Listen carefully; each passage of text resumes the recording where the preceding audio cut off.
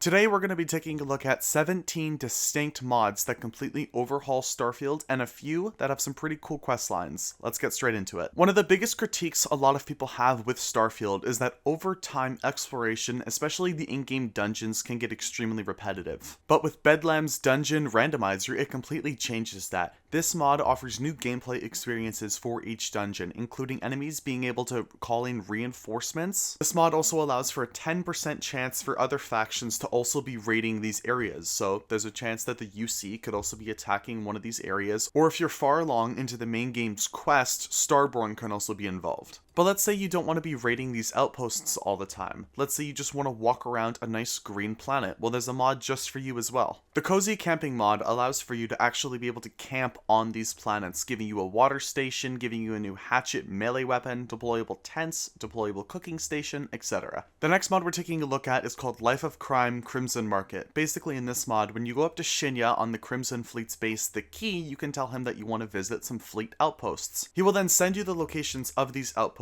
where you can trade and enjoy some light banter with other Crimson Fleet members. You can even smack talk some of them as well. But of course, when enjoying all of these new mods that can completely overhaul Starfield, we have to take a look at one of the biggest issues and something that you're going to be toying around with a lot in this game: the game's UI. Prax's inventory mod is honestly a absolute lifesaver, completely overhauling the UI for your inventory, and it changes everything, because one of the biggest criticisms that a lot of players have had with Starfield, and especially just with the game's UI in general, is that it was so slow and so clunky as well. The mod just completely overhauls all of it and makes it so much easier to use. The next mod we're taking a look at is actually a Doom crossover with Starfield, and it's actually official from Bethesda and from a proper modding team. And the best part, it's free and achievement friendly as well. At Hell's Gate introduces the Slayer's armor, his Crucible Blade, and the Super Shotgun. All are customizable as well with damage modifiers and the such. Each weapon that you can use actually increases your health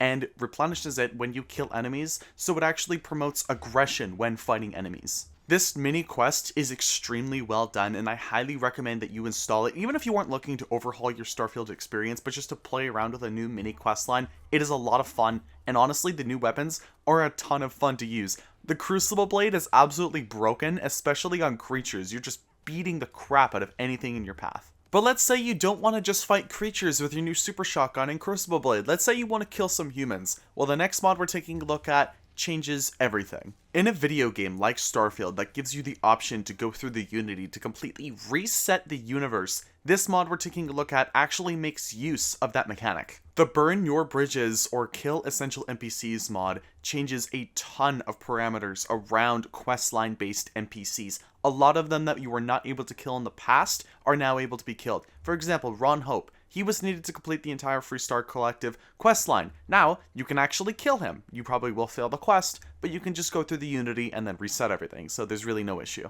The next mod we're taking a look at is unfortunately a paid mod for 300 credits. It's the Mercenary Outfitters mod. Now, this mod introduces a new kind of Starborn looking suit and legendary customization, which basically means if you've played Fallout 76, for example, you're able to extract legendary mods and then reattach them on new armors for a price.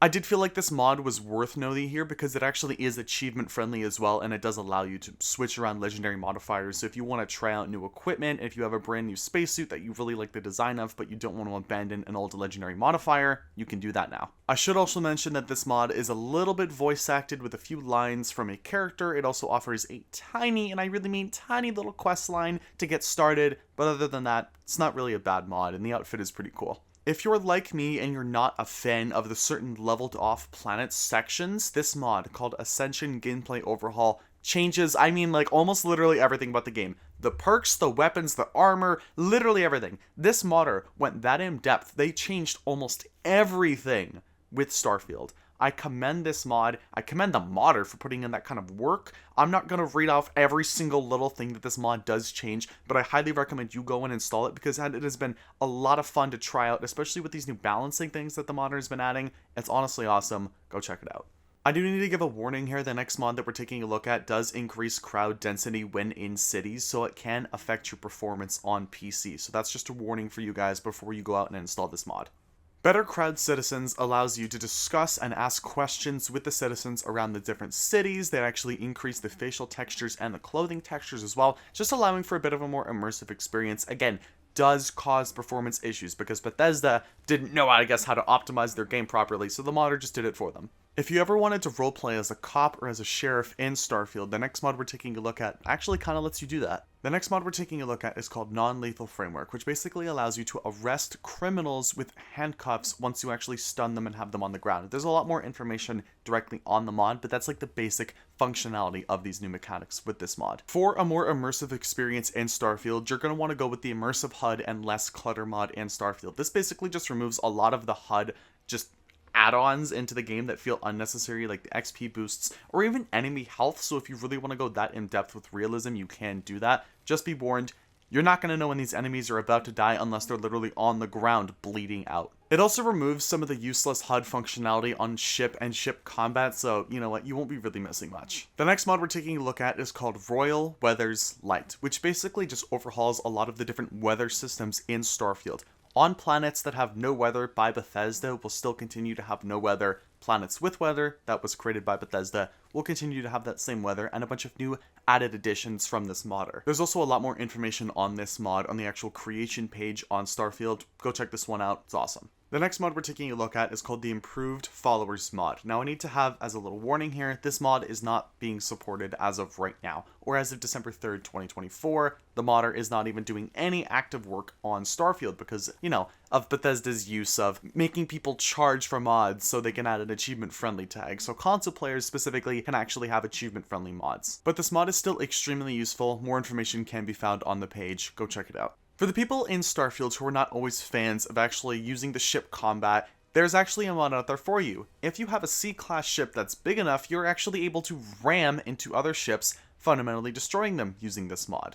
The Deadly Shipramming hardcore version only changes 4 things in the entire game, like 4 little bits of file. So, pretty easy, extremely small mod, go check it out, a lot of fun to use. As a little warning, the ships that you do ram into have to be considered hostile before they actually take damage. So you can't just slam into a UC ship that's friendly with you and take any damage. That won't work. And if you have a weak ship, be wary of stronger ships also ramming into you, because that could cause you to take damage. For the Fallout fans like myself who were disappointed that Starfield actually didn't have any gore to go along with the game, like blowing off arms or heads, this mod actually has that. Gore mod introduces a bunch of new death effects to the game that is heavily integrated into the majority of the mods within the game. You can read all of the different death combinations on screen right now because I don't want to waste 3 minutes of your time and I'd rather just get into the next mod, or you can go check it out for yourself.